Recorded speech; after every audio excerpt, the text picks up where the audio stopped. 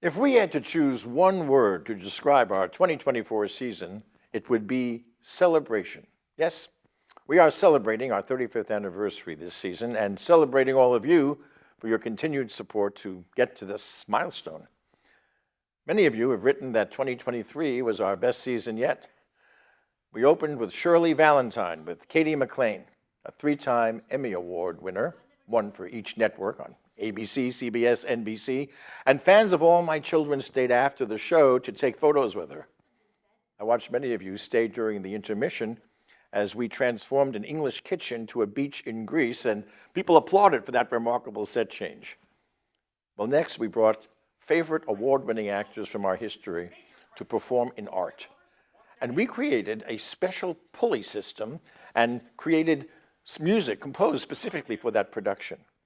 I talked with many of you who had seen productions of art in London and Broadway, other regional theaters, and many of you said this was their favorite version ever. We're so thankful for that. We brought a New York City sanitation truck onto our stage next that turned into a bar and it lit up for the garbologists. That brought back one of our favorite artists, Michael Basile, that some of you know from New Amsterdam on NBC. Well, unique to our production was an actress, Serena Ebony Miller, who was also a classical cellist, and that made for a surprise ending. Tuna Christmas broke records for attendance for that time slot, as many of you returned 2 and 3 times, bringing friends and relations to watch the ridiculous antics of the citizens of the third smallest town in Texas.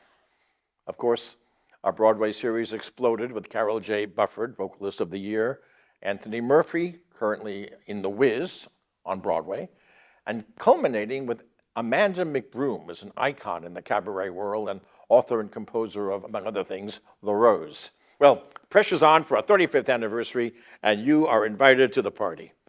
Before we even begin our main stage shows, Melissa Errico will bring her The Life and Loves of a Broadway Baby to our stage. The New York Times said, any chance to hear Melissa Errico sing is a chance worth taking. We start our 2024 season with Becoming Dr. Ruth, written by the author of Freud's Last Session, now a movie with Anthony Hopkins, about the diminutive sex therapist. Dr. Ruth was just named Ambassador to Combat Loneliness by the governor of New York. Not only funny, this is an inspirational story that is so important to today. And for the first time, as part of our 35th anniversary celebration, we'll be presenting a week-long run of Rita Hayworth, The Heat Is On, starring Quinn Lemley, in a cabaret-style play that has been a huge hit in London and New York. And some of you may have seen her in Palm Beach, Florida. Next up is Ms. Holmes and Ms. Watson, Apartment 2B by Kate Hamill, who came out of our Playwright Symposium several years ago. You've never seen a Sherlock Holmes like this. Come discover why it was the most produced work last season. Stones in His Pockets won the Olivier Award for Best Comedy and tells the tale of 2 extras on a movie being shot in Ireland who play multiple characters. We've always had a global perspective, and I can't wait for this Irish take on our society with plenty of laughter.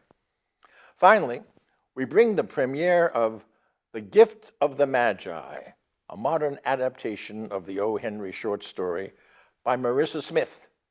This is the perfect holiday show that takes the tales of love and sacrifice from Victorian times and updates it to today.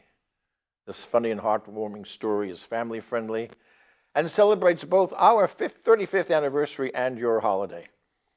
Of course, we will continue to produce our Broadway series and have readings throughout the season. I can't wait. See you at the front door.